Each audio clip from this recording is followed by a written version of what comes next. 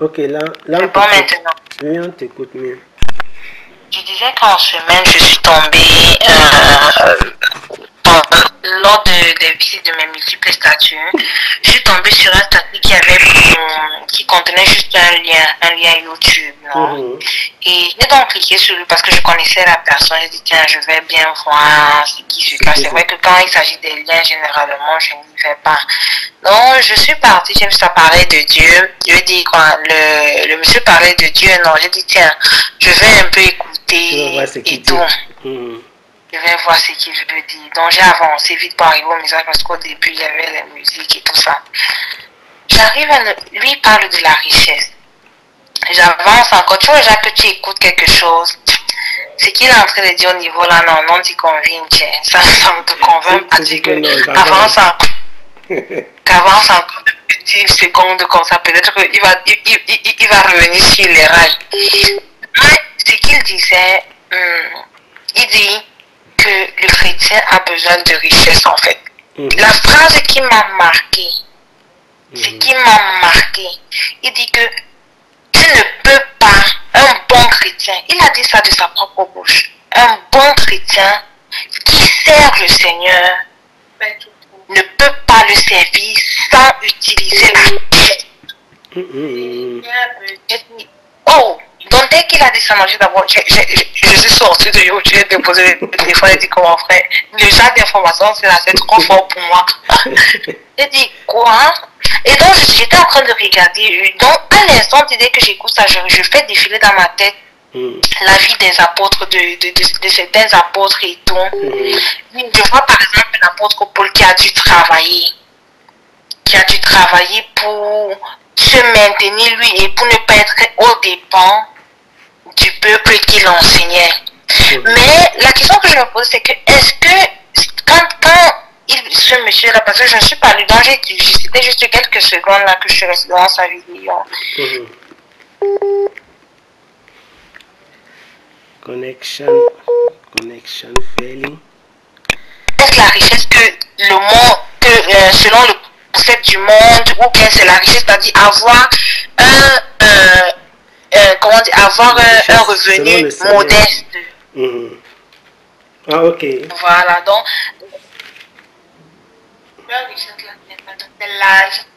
donc quand j'ai écouté ça, je me suis dit, oh, mais anyway, vu que je n'ai écouté que peu de secondes et tout, je ne le connais pas. Je ne peux pas dire vraiment quelle était sa pensée, quelle était sa conception du terme richesse.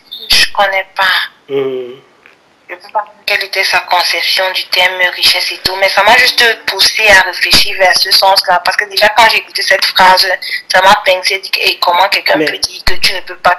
Il a dit que si tu es un chrétien, que tu n'as pas un vrai chrétien, c'est-à-dire que si tu es un vrai chrétien et que tu n'utilises pas la richesse et que tu n'es pas un chrétien, alors. Bon, comment est-ce possible? C'est-à-dire. Allô? Oui. Oui, tu disais, oh, je ne t'écoutais pas bien.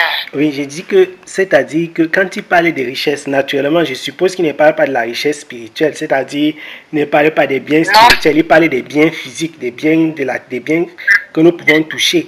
Bon, je crois que, le problème se pose simplement, le problème qui se pose simplement, c'est comme je disais tout à l'heure, et comme nous avons toujours dit, c'est que on a quitté les rails. Ça veut dire que l'église contemporaine, le monde, les serviteurs aujourd'hui ne servent plus le Seigneur. On sert autre chose. On sert quelqu'un d'autre que le Seigneur. Et c'est pourquoi on a des déclarations pareilles. Et tu ne peux jamais y voir même en passant une déclaration pareille venant, même Israël dans la folie, quand ils étaient devenus fous, ils ne disaient pas ce genre de choses. Donc, c'est en fait des scandales pareils qui nous montrent l'état de décrépitude de l'Église.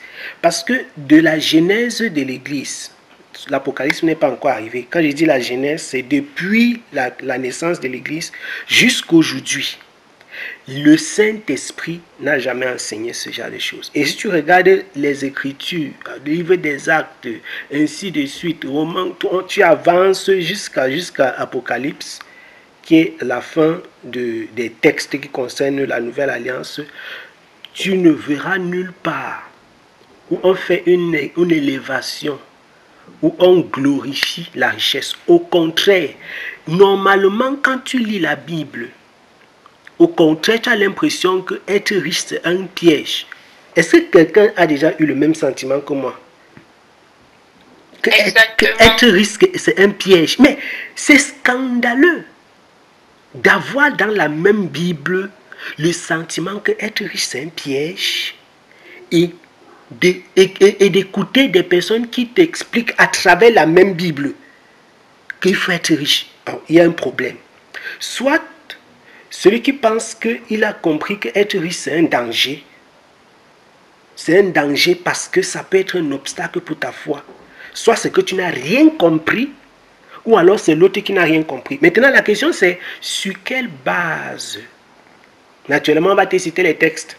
Que non, c'est écrit là-bas, que c'est écrit. Mais quand tu lis objectivement, tu comprends qu'on a tordu.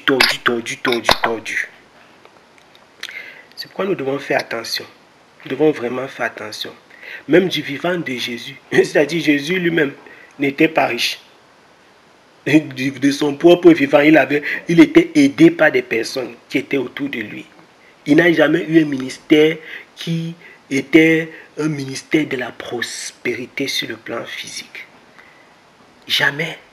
Jamais. D'où est-ce que ça vient? L'histoire du pauvre Lazare et du riche, est-ce que ça enseigne? Non, ça n'enseigne pas. L'histoire du jeune homme riche qui s'est retourné et qui est parti parce qu'on lui a dit que vends ta propriété et partage. Est-ce que ça enseigne? Non. La déclaration de Jésus, quand il dit qu'il est plus facile pour un chameau de passer par le trou du nez que pour un riche d'entrer dans le royaume du Seigneur, est-ce que ça nous parle? Quand la parole du Seigneur déclare dans l'église primitive que ceux qui avaient et ceux qui n'avaient pas, personne ne manquait. Donc il y avait même ceux qui n'avaient pas. Mais est-ce que nous avons les mêmes écritures? Nous, naturellement, on ne lit pas les textes. Parce que si on veut lire, on va aller, ça sera plus long. Mais tous ces textes que je suis en train de citer sont dans la Bible. On dit que ceux qui avaient et ceux qui n'avaient pas, ils vivaient ensemble et personne ne manquait de rien. Et c'était ainsi que l'église primitive vivait, c'est-à-dire l'église de l'Italie, l'église de la France. Si vous vous rendez compte que peut-être l'église de la Chine est frappée et que vous êtes en contact avec eux, vous faites une cotisation, vous envoyez un frère avec. Si c'était comme aujourd'hui, où il y a les Western Union, etc., vous pouvez envoyer de cette façon-là pour soutenir l'église qui est du côté qui est frappée. Peut-être parce qu'il y a la sécheresse. C'est ainsi que l'église vivait. À leur époque, ils envoyaient des gens. Les gens voyageaient des semaines, des mois pour voir les frères. C'est ça l'amour, c'est ça l'église. Il y avait les pauvres, il y avait les démunis. L'apôtre Paul dit que si tu as dans ta famille, une veuve, des orphelins, quand il parlait des pauvres, les veuves, les orphelins, on parlait de qui en fait? Des gens qui vivent dans le besoin. Ce ne sont pas les enfants de Dieu, ce sont les enfants de Dieu. Quand l'apôtre Jacques dit que si vous êtes dans votre assemblée et une personne qui entre avec un anneau d'or au doigt et que vous le respectez, ça veut dire que dans cette assemblée, cette personne se distingue par sa richesse. Donc tout le monde n'est pas riche.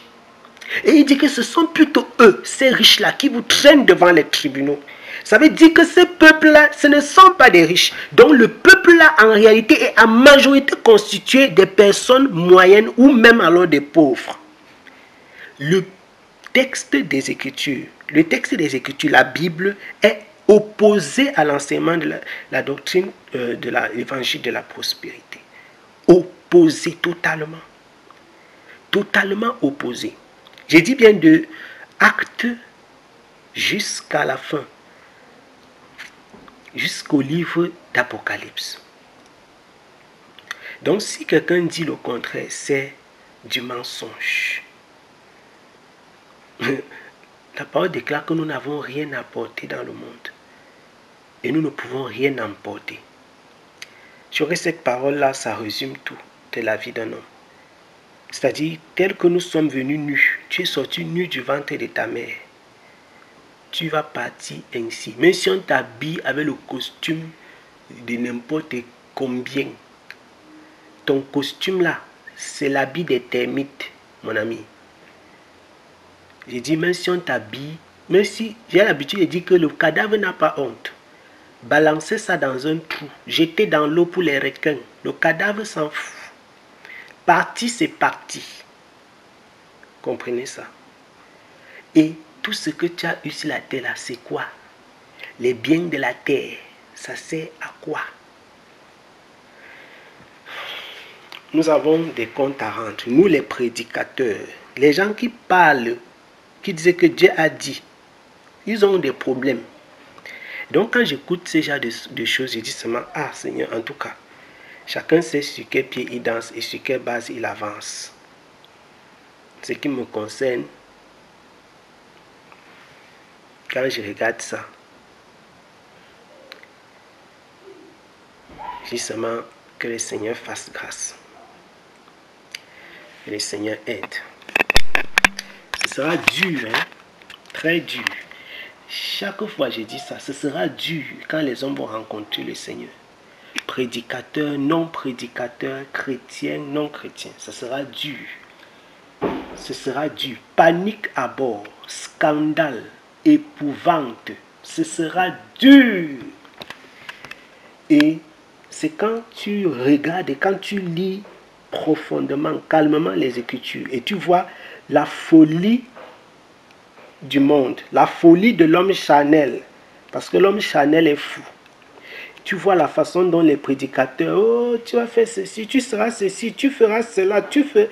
Quand tu suis ces genres de folie et tu lis la profondeur, la réalité des Écritures, tu comprends pourquoi Jésus dit que les hommes, ce jour-là, vont dire que est-ce que nous n'avons pas, est-ce qu'on n'a pas guéri les malades, est-ce qu'on n'a pas fait, est-ce que je n'ai pas fait les témoignages, est-ce que je n'avais pas eu le visa pour, le prophète avait prophétisé que je vais partir aux États-Unis, j'avais eu, on appelle quoi ça, loterie quoi, la green card, j'avais eu, oh j'avais eu ma délivrance, j'avais eu ma guérison, j'avais fait ceci, j'avais parlé en langue, j'avais fait ce... Tu vas finir de dire, je dis que moi je ne te connais pas. Je ne vous ai jamais connu, vous qui pratiquez l'iniquité, qui pratiquez, qui vivez dans l'iniquité. Quelque chose à venir dans ça. Que le Seigneur nous aide. Si tu as été édifié, aime, partage, abonne-toi et restons connectés. Shalom.